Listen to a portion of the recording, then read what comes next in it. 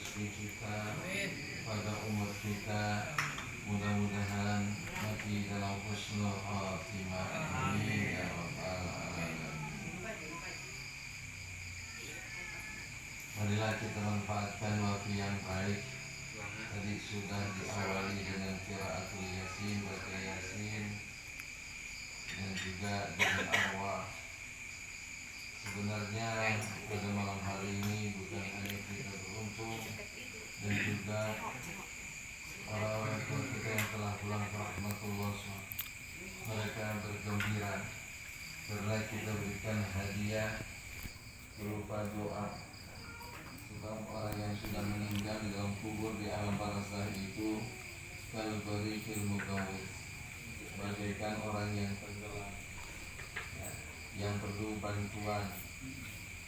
Dimana dengan doa kita ini semoga Allah SWT menggembirakan mereka mendapatkan hidangan sebagaimana yang kita mohonkan kepada Allah SWT. Jadi diawali dengan qiraatul yasin. Kalau sama-sama baca yasin insya Allah hafal. Tapi kalau sendiri kadang-kadang nggak hafalnya. Kalau nuturkan sama-sama itu hafal nggak? Nggak baca Al-Quran, nggak baca, kita bisa hafal. Salah satu ayat Al-Quran di situ Allah sebutkan dalam surah Yasin, A'udzubillahi minasyaitonirrajim. Ya hasratan 'alal ibadi ma yatihim min rasulin illa kanu bihi yastahzi'un. Ya hasratan, hai alangkah ruginya. Hasrah itu maknanya rugi. 'Alal ibadi, terhadap seorang hamba. Ayatihi min rasulin, saat datangnya Rasul. Rasul bukan hanya pada waktu saat pada diutusnya Rasul. Kita ketahui adalah Rasul terakhir baginda Muhammad sallallahu alaihi wasallam. Hiya ilaihi wa umira bitablighihi. Seseorang yang diwahyukan oleh Allah dan diperintahkan menyampaikan syariatnya. Lalu dia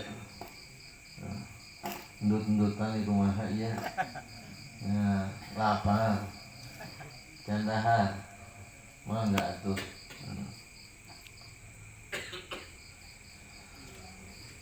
Mayatihi min rasulin illa kanu bihi yastahzi'un.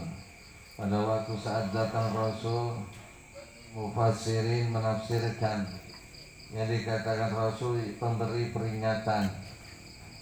Ya.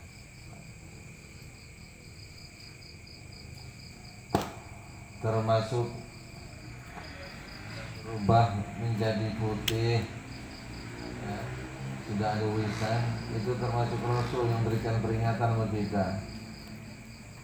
Kulitnya mulai keriput, giginya mulai kurang, kalau ya, suka kurang napas, ya, itu namanya itu Rasul sudah memberikan peringatan. Ujung-ujungan manusia tidak akan kekal, pada satu saat dia akan kembali kepada Allah SWT. Tapi seringkali kita lalaikan setiap kali peringatan datang kepada kita. Sesungguhnya hakikat manusia itu hidup tidak lain adalah pengabdiannya kepada Allah SWT. Sebagaimana Nabi Ibrahim alaihissalam menyatakan, Rabbi Allah Ta'ala, Allah menyatakan kepadanya, ya, suruh istiqamah di dalam suatu amal. Allah SWT menunjukkan kepada kita untuk sebanyak-banyaknya mengumpulkan suatu amal sebelum datangnya nanti ajal kembali kepada Allah, di mana di situ malayan faumalun wala banun, tidak akan memberikan manfaat baik itu harta, anak-anak, semuanya daripada dunia kita, melainkan amal soleh. Pada waktu saat seseorang dihantarkan ke makbarah, pada waktu saat dikuburkan, yatbi'ul janazah salasah, akan mengikuti seorang jenazah itu 3 golongan. Pertama adalah maluhu, yaitu hartanya, wa ahluhu yang kedua keluarganya, yang ketiga wa amalu yaitu amalnya. Fayarji'an isnani, maka yang dua itu pulang waktu saat dikuburkan, itu akan ngiring nuturkan, yaitu tiga golongan. Pertama adalah hartanya, kedua adalah keluarganya, ketiga ada amalnya. Maka akan kembali dua, yaitu ahluhu wa maluhu, yaitu hartanya dan keluarganya. Betapapun cintanya seorang bapak, seorang suami kepada istrinya, istrinya wafat, waktu saat sudah dimakamkan, dimasukkan ke dalam makbarah, pasti suaminya itu akan tinggalkan. Kalau waktu saat hidup mengatakan hidup semati itu bohong. Ya, istrinya udah mati tetap aja ditinggalin tuh. Begitu juga kalau suaminya itu meninggal, pasti waktu saat dikuburkan sampai kapanpun dia tidak akan mau menemani lagi itu istrinya. Ya. Walaupun betapa tuh sayangnya kepada suaminya, tetap dia akan tinggalkan. Anak-anaknya semuanya yang ikut, yang mana yaitu amaluhu, amalnya. Ya, termasuk yang ikut nanti ke alam barzah, ke alam kubur itu. Nih qiraatul yasin yang kita baca, sholat kita, puasa kita, zikir kita, baca Al-Quran kita, itu min a'malil khair, daripada amal-amal yang baik. Beruntunglah seorang hamba apabila yang mendampingi ke dalam alam barzah, waktu saat kembali kepada Allah mereka punya amal. Itu yang dikatakan fa'amma man saqulat mawazinuhu fahuwa fi isyatir radiyah. Jadi amal timbangan kebaikan itu kuat, amal timbangan kebaikannya itu berat, lebih berat dibandingkan amal keburukannya. Maka dia akan mendapatkan kehidupan fi isyatin radiyah, kehidupan yang menyenangkan. Maka dijadikan itu kuburnya raudah min riyadil jinan, salah satu daripada taman-tamannya surga. Jadi kalau kita hidupnya orang mukmin merindukan kematian. Jadi kalau orang mukmin itu mati senang. Kenapa? Karena mautul mukmin roha. Hayang pae mau mati. Oh, jangan takut mati. Kalau takut mati jangan hidup. Nah, tapi kita sudah orang terlanjur hidup, harus siap mati. Ini takutnya namanya hidup, sama corona aja takut benar. Itu kayak Munfasir waktu saat beberapa lagu ditanya, bicara juga tentang corona. Ya. Pada waktu saat ceritakan, ya, namanya ya nggak pernah lihat TV, nggak pernah lihat handphone, cuma dengar-dengar doang. Pas sudah diceritakan, dikatakan virus yang berbahaya sekarang merembah kemana-mana, bukan hanya di Indonesia, mendunia. Pada takut sama corona. Baru corona, nanti turun lagi Corolla.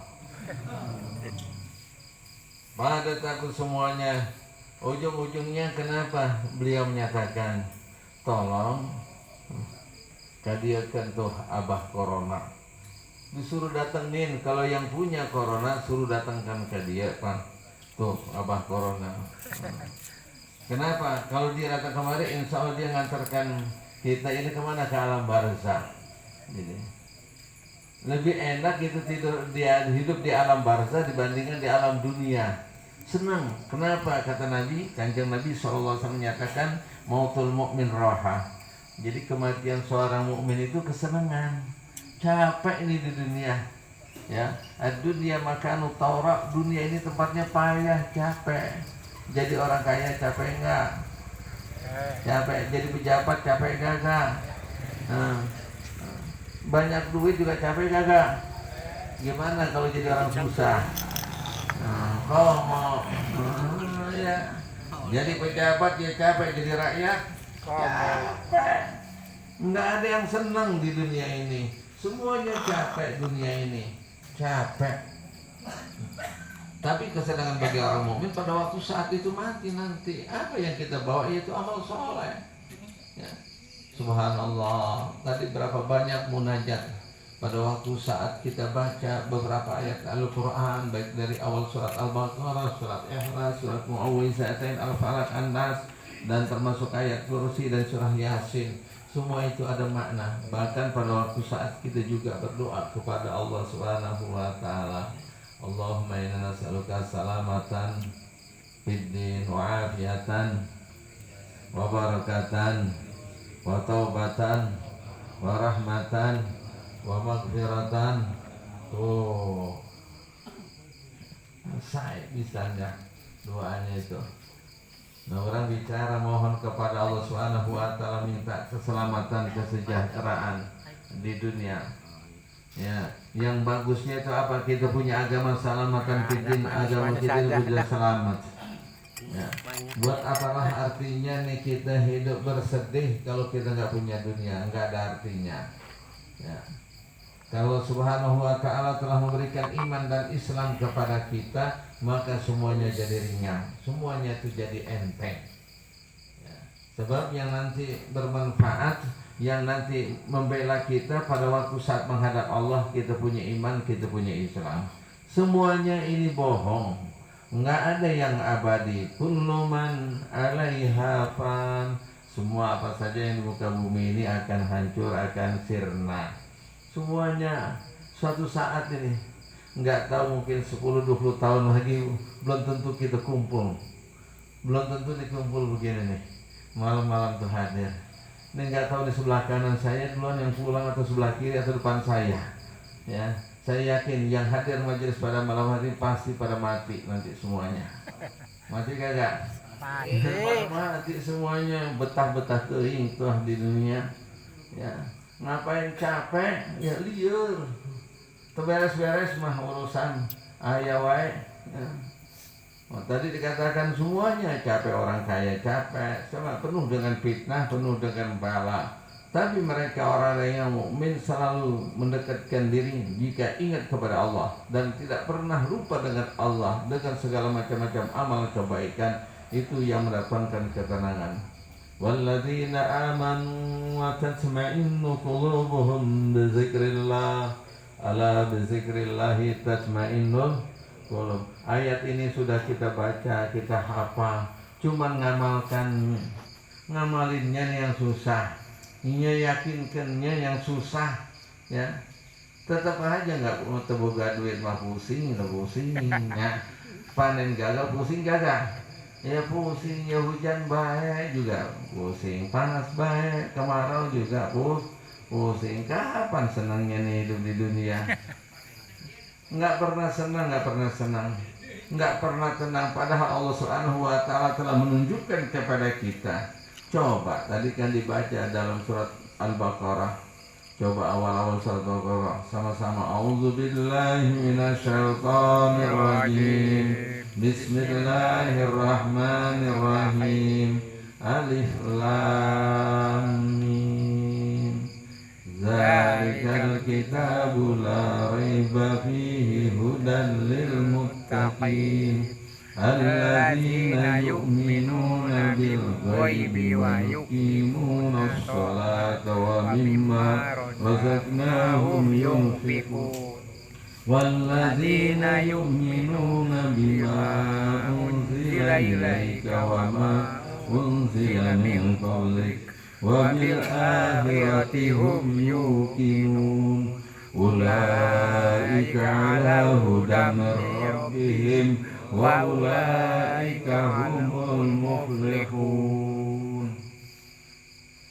Alif Lam Mim, wallahu a'lam bimuradihi. Zalikal kitab, zalika maknanya itu hazihi, isim asyara pakai zalika maknanya yaitu lebih balik, lebih menyentuh. Dikatakan zalika maknanya hazihi, ini Al-Quran, ini kitab, hudan, petunjuk. Ya. Petunjuk kita buat hidup ini apa? Bukan Google. Ya, sekarang mau kemana-mana mengandalkan Google. Ya, buah Google, dikit-dikit buka handphone, nggak ngerti, nggak paham, dibuka tuh handphone, bukanya tuh Al-Quran, hudan lil muttaqin. Bagi orang yang bertakwa itu sering bawa handphone, bawa Al-Quran. Ya, bawa Al-Quran itu petunjuknya. Wah, ada masalah apa semuanya? Ma khalaqta hadza batila subhanak. Semua telah teruraikan. Semua sudah dijelaskan. Semua sudah dijawab di dalam Al-Quran. Apapun masalahnya sudah ada di dalam Al-Quran. Jika kita nggak ngerti, nggak paham apa yang di Al-Quran karena maknanya mujmal atau maknanya mutasyabihat, maka Rasul SAW menjelaskan dalam satu hadis atau dengan beberapa hadis. Kalau nggak paham juga, nanti ulama dengan ijtihadnya akan menjelaskan dalam bentuk apa, yaitu ijtihadnya. Nanti kalau misalnya kita nggak paham dan kita nggak ada jawaban dalam ijma, maka nanti akan terjawab di dalam qiyas. Itu merupakan sumber pokok daripada kita pegangan buat kita di hidup. Udah ada hudan lil muttaqin bagi orang yang bertakwa. Sekarang ini serangan-serangan dari luar, terutama daripada musuh-musuhnya Islam, terutama daripada orang Yahudi dan Nasrani, nggak rela kita mempunyai suatu harta yang paling berharga, yaitu modal yang paling utama kembali kepada Allah Subhanahu wa taala. Bagaimana nih orang muslim, orang mukmin dijauhkan daripada petunjuknya, dijauhkan daripada Al-Quran dan dijauhkan daripada hadisnya, maka dikasih pilihan kepada kita, bukan Al-Quran. Imam kita adalah Al-Quran. Kalau ditanya dan kita mengamalkan, kita baca, kita pahami, kita amalkan Al-Quran, insya Allah nanti lisan kita ini akan mudah menjawabnya. Pada waktu saat kita di alam barzah, pada waktu saat ditinggalkan oleh keluarga dan semua harta kita, di situ ja'a malakani yas'alani, maka datang dua malaikat menanyakan kepada kita nanti. Kalau orang yang baik ditanya lembut, tapi kalau orang yang ahlul ma'asi, orang yang maksiat, yang gak beriman, ditanyanya itu berat. Marah buka. Baru suara aja saya udah kagetnya, apalagi suara malaikat nanti kepintung gak pakai patung. Baru kaget. Tentang kaget mah. Bangun-bangun minum kopi. Ditanya. Pada waktu ditanya, madinuka, apa agamamu? Islam. Tertanya adalah pertama, wa marabbuka, siapa adalah Tuhanmu? Apakah setan, apa jin, apa harta, apa pangkat? Ini banyak sekarang orang mentuhankan pangkatnya. Udah di dunia ini segalanya pangkat, jabatan dah. Pokoknya hidupnya tuh ngomongnya, ceritanya cuma pangkat aja, jabatan aja. Ada yang Tuhannya itu cuma harta, kemana-mana ceritanya cuma harta, benda. Ada yang Tuhannya itu istrinya atau suaminya. Enggak ada yang lainnya, padahal itu Allah Rabbi. Allah adalah Tuhan kita. Ditanya siapa nabimu, adalah Muhammad sallallahu alaihi wasallam, yaitu nabi kita. Waktu saat ditanya dengan pertanyaan, wa ma imamuka, siapa imammu? Kalau di dunia ini nggak baca Al-Quran, nggak berusaha paham apa yang di dalam Al-Quran, apalagi mengamalkannya, nanti lisan kita itu akan terkunci. Tadi sudah dibaca, al-yawma nahtimu ala afwahihim wa tukallimuna aydihim wa tashhadu arjuluhum bima kanu yaksibun. Mata kita ini banyak apa yang kita lihat. Nanti dia akan menjadi saksi. Kalau itu yang baik-baik, yang dihalalkan, yang dianjurkan, yang diridhoi Allah Subhanahu wa taala, mata melihat untuk yang halal, untuk balas Al-Quran, untuk zikir. Telinga juga ini nanti ditanya. Kalau telinga kita nanti untuk banyak mendengar yang baik-baik, yang menambahkan kita dekat dengan Allah, tambah ingat kepada Allah. Dan lisan juga kita nanti ditanya. Dan semua termasuk tangan dan kaki ditanya. Kalau kaki kita selalu berjalan ke majelis ilmu, datang itu ke masjid untuk sholat berjamaah, datang bersilaturahmi, maka nanti akan menjawab dengan jujur. Pada waktu saat al-yawma nakhtimu ala afwahihim, kalau mulut itu suka bohong, ya, selalu kadang-kadang itu mulut suka pembenaran, ya, seakan-akan benar. Tuh. Ya dinten Ahad ini, engke uni Senin. Yuk orang ngaos ya di pondok di pesantren Ustaz Aib. Duh, ya kumaha ya. Ya ayah saya mah mau datang. Ya, ada aja padahal kagak ada. Ya, cuman baru janji doang. Ada aja. Ntar kadang-kadang budak dijadikan alasannya, budak nih negeri. Budak disalahkan, ada emaknya ada kesaksian ditinggalkan seorangan. Ayah wahai itu jadi korban anak istri. Inna min azwajikum wa auladikum fitnah, itu yang dikatakan sesungguhnya sebagian daripada anak dan istrimu jadi fitnah, menghalangi kita untuk di jalan Allah Subhanahu wa taala. Apalagi yang baru nikah, ya anaknya masih bayi, masih kecil. Dulu rada malas belum nikah, udah nikah tambah malas. Dulu saya punya teman, ya kamu datanglah ke pesantren nyok ngaji. Kalau kamu malu anggap aja teman. Aduh, nggak enak nanti kalau saya ini masih bujangan, kalau sudah nikah lah. Ya, nanti kalau sudah nikah, saya tunggu udah nikah, saya paranin lagi. Ya udah, sekarang kamu janji nanti kalau sudah nikah, sudah punya istri. Bener, ya masuk Ustaz gak bener, masih baru jadi pengantin disuruh ngaji. Ya, entar dulu setahun 2 tahun lah, 2 tahun ditanya dibalik deh. Kemana? Ada lagi alasannya mah. Ya, kumaha ya Pak Ustaz. Ini masih budak, masih elit keneh. Ya. Emaknya karunya, lama-lama pakai sholat ya gantian, itu bisa ditinggal. Ya. Jadi repot. Padahal pada waktu saat di rumah dia kakak repot nggak urusan anak, budak-budak jerik-jerik baik. Tengasuh tenaon-naon. Ya. Padahal merepotkan istrinya. Mak bikin kopi. Ada aja dia alasan. Itu nanti akan ditanya, suka bohong yang namanya mulut. Maka pada waktu saat itu nanti al-yawma nakhtimu ala afwahihim wa tukallimuna aydihim wa tashhadu arjuluhum bima kanu yaksibun. Semua nanti kaki, tangan kita nih, telinga kita nih akan memberikan kesaksian. Apabila ini nikmat yang Allah amanatkan kepada kita digunakan ke jalan ridha Allah Subhanahu wa taala, nanti itu yang dikatakan fa amman saqulat mawazinuhu fa huwa fi isyatir radiyah. Jadi harapan senang. Dengan demikian orang yang selalu mengumpulkan amal semata-mata ikhlas karena Allah Subhanahu wa taala itu merindukan akan kembali kepada Allah Subhanahu wa taala. Yang namanya di dunia ini capek, ya namanya capek. Tapi kalau kita ibadah kepada Allah Subhanahu wa taala, maka kita akan nikmat, kita akan bahagia, kita akan senang. Karenanya kita selalu berdoa kepada Allah Subhanahu wa taala dengan macam-macam doa. Itu permohonan kita. Hidup di dunia ini selalu dihantui dengan kebingungan, dengan kesedihan, selalu gelisah, selalu cemas, banyak masalah. Ya, padahal kita bukan pejabat kepala desa, bukan camat, bukan wali kota, bukan gubernur, apalagi presiden. Tingkatnya cuma di kampung, nggak kemana-mana, perasaan tuh repot aja. Banyak aja urusan ya, banyak. Jadi sedih. Jadi bingung kapan kita senengnya. Ini ada tetangga lagi ngobrol sama tetangga. Ya kalau ukuran ekonomi ya nggak pernah seneng lah. Ukurannya itu di bawah. Baik waktu saat normal dulu juga nih, sekarang waktu saat ada musim corona. Kedua-duanya tuh ngobrol, saya dengerin aja. Bingung aing mah. Kunaon jang.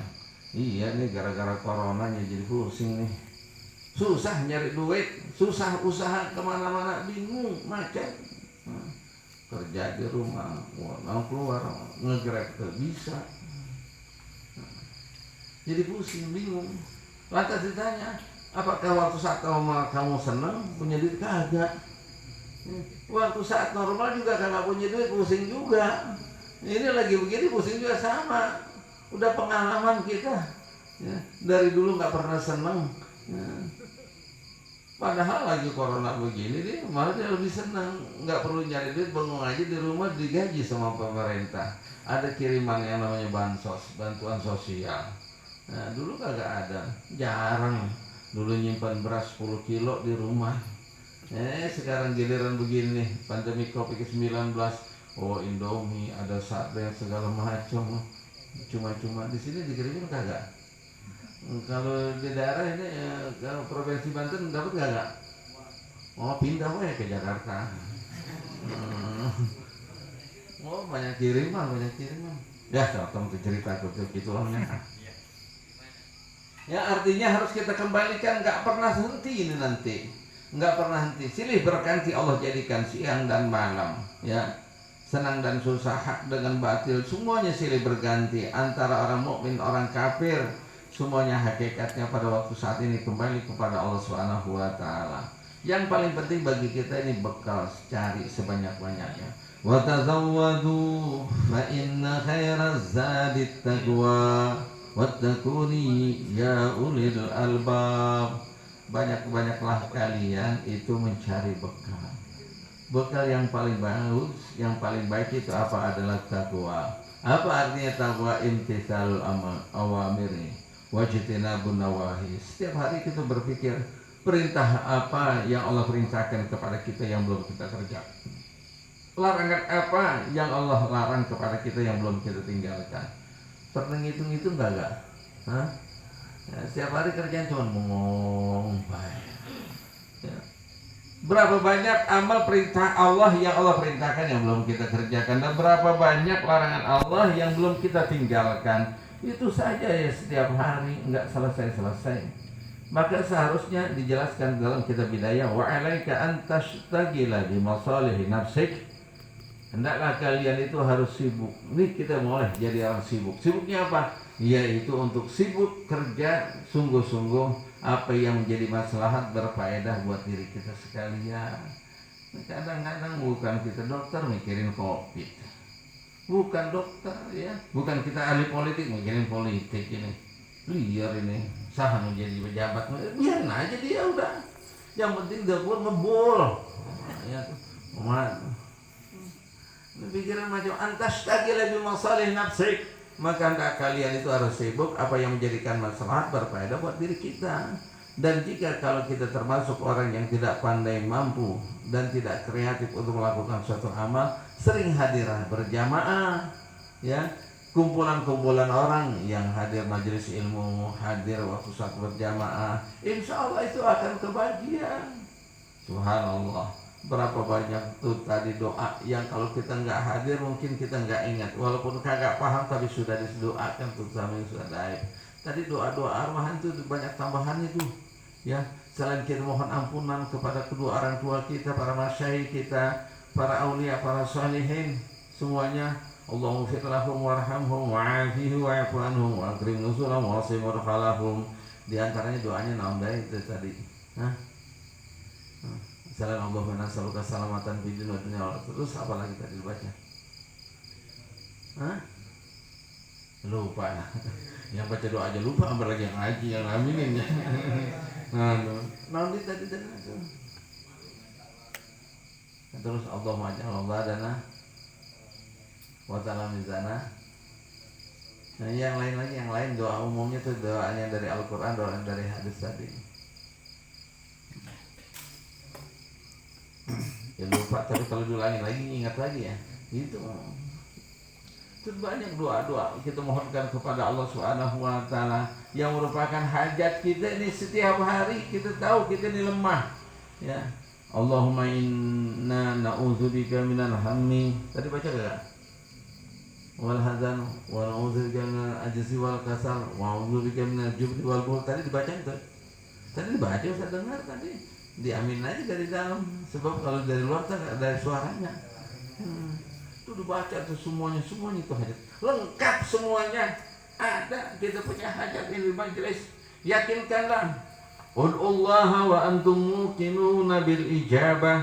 Setiap kali kita berdoa mohon harus yakin ini, karena tidaklah sesuatu yang paling berharga, yang paling mahal yang Allah berikan, utitum khairan, yaitu min azimat wal yakin, daripada orang itu yakin. Ini kadang-kadang yakinnya kan susah ya, yang yakin itu belum yakin. Yang namanya urusan rezeki Allah sudah jamin. Wa ma min dabbatin fil ardi illa 'alallahi rizquha wa ya'lamu mustaqarraha wa mustawda'aha kullun fi kitabim mubin. Wa ka'ayyin min dabbatin la tahmilu rizqaha Allahu yarzuqu wa iyyakum. Banyak lagi yang lainnya. Wala in sa'altahum man khalaqas samawati wal arda la yaquluna Allah. Qul afara'aytum ma tad'una min dunillah in aradana Allah bidurin hal hunna kashifatu dhurri أو أرادني برحمة هل هم ممسكات رحمتي قل حسبي الله فليتوكل المؤمنون فليتوكل المتوكلون. Itu sudah diajarkan, subhanallah, alangkah nikmatnya apabila kita sudah mendapatkan nikmat ibadah, nikmat beramal, baik puasa kita, sholat kita, zikir kita, semuanya itu, maka akan mengalahkan dari semua itu nikmat-nikmat yang lainnya. Bahkan para aulia, para rasul menyatakan, aina abnaul muluk, di mana orang-orang yang penggemar cinta kepada dunia, orang yang rakus terhadap dunia, orang yang cinta kepada dunia, maka kenikmatan yang kau dapati dari Allah SWT tidak seberapa dibandingkan nikmat yang Allah berikan kepada kami. Maka mereka akan menyatakan, kalau seandainya ada seorang raja, penguasa, orang zalim, orang yang rakus terhadap dunia, mereka akan mendapatkan kesenangan dengan segala cara. Mereka mampu. Kalau seandainya mereka ketahui apa yang Allah berikan nikmat kepadaku, pasti mereka akan mengumpulkan kekuatan, akan merampas kepada kita. Kenapa? Kullu sin nikmatin mahsud. Setiapnya namanya nikmat itu pasti ada aja yang hasud. Kita banyak harta, jadi orang menghal, ada aja yang hasud. Jabatan kita tinggi, ada gak yang hasud? Ada yang hasud. Cuman ada kenikmatan yang Allah berikan kepada hambanya namanya sirrun min asrarillah. Oh, Sayyidina Abu Bakar As-Siddiq dulu waktu saat zaman hidupnya membela Rasul bersama Rasul sallallahu alaihi wasallam, mereka termasuk orang pengusaha yang berhasil jadi konglomerat. Dia punya tokonya 9, tapi habis untuk Allah dan Rasulnya. Apakah Sayyidina Abu Bakar itu merasa sedih karena hartanya tidak ada? Maka Rasulullah menyatakan dia adalah orang yang paling bahagia. Kenapa? Karena Allah kasih sesuatu sirrun. Contoh kenapa? Karena dia berkorban untuk yang dicintai. Coba bayangkan, ini orang tua. Siapakah orang yang paling kita cintai, yang paling dekat dengan kita adalah anak-anak kita. Kalau tidak ada makanan yang kita akan makan kecuali hanya untuk anak-anak kita, dan itu kita dapati dengan susah payah, sampai bawa pulang ke rumah, lantas dinikmati oleh anak-anak kita sampai kenyang, sedangkan kita masih lapar karena tidak cukup tuh makanan. Terasa puas gak? Terasa senang gak? Anaknya sudah kenyang padahal kita masih lapar. Kenapa? Karena ada ada sesuatu hubungan yang kuat terhadap anak kita. Kita memandang dengan cinta dan sayang. Kenapa? Kita membahagiakan anak kita walaupun kita dalam keadaan sulit, tapi kita berbahagia. Begitu juga kita dengan Allah. Apabila kita berkorban untuk Allah, innallaha ashtara minal mu'minina anfusahum wa amwalahum. Jadi Allah telah memberikan kepada kita tawaran. Apakah kita berani membelanjakan harta dan jiwa kita untuk Allah Subhanahu wa taala? Itulah yang dilakukan oleh Sayyidina Abu Bakar As-Siddiq radhiyallahu anhu. Makanya amalnya Sayyidina Abu Bakar As-Siddiq, satu malam saja ini kita enggak mampu menandingi daripada kemuliaannya yang Allah berikan walaupun kita beramal seumur hidup kita. Ya. Siapa yang berani? Ya, menghalangi daripada ancaman kematian mereka yang akan membunuh baginda sallallahu alaihi wasallam, melainkan adalah Sayyidina Abu Bakar As-Siddiq radhiyallahu anhu. Nah, ceritanya pada waktu saat hijrah, Rasul sallallahu alaihi wasallam diperintahkan untuk ditemani oleh Sayyidina Abu Bakar As-Siddiq. Ya, taruhlah tuh Rasulullah tinggalnya di Talun. Ya, Sayyidina Abu Bakar As-Siddiq desa kampung sebelah. Lantas datang itu ke rumah Sayyidina Abu Bakar As-Siddiq, maka Sayyidina Abu Bakar As-Siddiq tahu bahwa Rasulullah itu datang pada waktu saat itu malam, pada waktu saat dikepung dengan orang-orang kafir Quraisy yang akan membunuhnya. Maka ditanya Sayyidina Abu Bakar As-Siddiq, setelah mengucapkan salam, Allah perintahkan kepada engkau untuk mendampingi saya keluar dari kota Mekah. Pada waktu saat itu Sayyidina Abu Bakar As-Siddiq tidak menoleh sedikit pun, bahkan pamitan ke dalam langsung jalan keluar. Ayo, berani gak begitu? Hah? Jadi Sayyidina Abu Bakar, kau diperintahkan untuk Allah mendampingi saya untuk keluar dari kota Mekah. Ya, langsung berangkat, nggak pakai pamitan, nggak pakai apaan, lupa semuanya kecuali ingatannya Rasul Sallallahu Alaihi Wasallam. Ya, orang melawatnya si fulan itu meninggalnya takziah, tuh, ayo minta izin dulu sama istri, boleh apa kagak? Minta izin dulu sama bini ya. Nah, ini kadang-kadang yang benar-benar takut sama bini, mau ibadah aja, mau sholat jamaah minta izin sama istri, ya, mau tasih aja izin, mau kemana-mana izin, udah saking takutnya, bahkan udah rapi-rapi mau pakaian, ya, udah lagi mau berangkat, istrinya dehem aja balik lagi, balik kemana mah? Nah, balik deui. Ya Allah. Ayo begitu. Nah, tapi kalau buat maksiat, buat yang cuma-cuma, buat yang gak manfaat, siasatnya ada aja. Tuh orang senang main catur, orang senang mancing, senang lalajo, banyak ke alasannya? Ada aja akalnya. Ada akalnya. Tapi buat kebaikan takut, bener kan aneh. Ya aneh. Buat jalan ridha Allah Subhanahu Wa Taala, buat amal soleh. Nah sama juga ini kalau kita punya harta diberi rezeki ya. Kadang-kadang kalau buat kotak masjid itu di waktu saat Jumatan, mikir kagak? Mikir. Kalau buat musik, kalau buat beli rokok, mikir kagak? Enggak. Nah, itu kalau misalnya itu waktu satu amal kotak jalan tuh ayat 2000-an ruang receh, nah ayat 10.000, ayat 50.000, nu diasupan nu mana? Nu 50.000, Masya-Allah, 50.000. Nu 2000 tuh, 2000 ayat 2, anu sae anu buluk. Nu mana? Nu buluk. Diasupkan ke kotak masjid. Setelah itu apa minta? Ya Allah masukkanlah kami dalam surga. Oh, minta ke surga. 2000 masuk surga. Ya kalau di Jakarta mau kebun binatang tuh 10.000 lihat monyet. Ya. 10.000 mau lihat bidadari, mau ketemu nikmat Allah Subhanahu Wa Taala. Mana? Kita nggak berani berkorban. Ya Allah, kalau diceritakan kita mendampingi Rasulullah. Tahukah pada waktu saat tahun kedua hijrah, Rasulullah baru pindah kampung.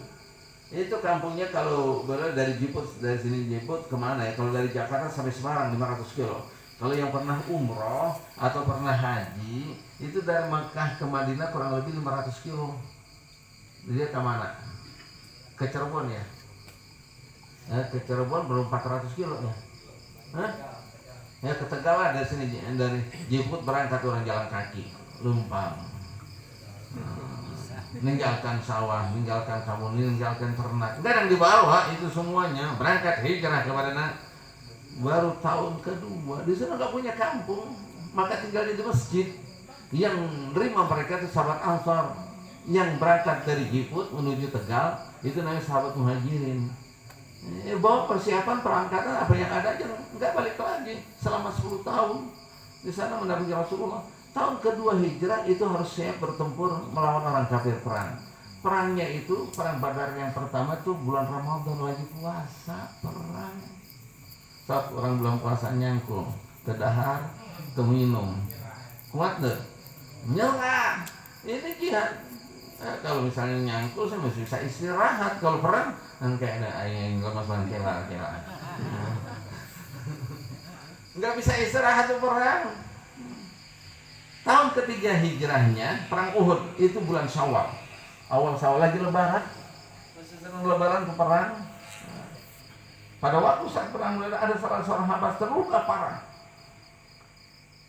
Lantas datang yang lainnya ingin memberikan pertolongan, memberikan makan dan minum.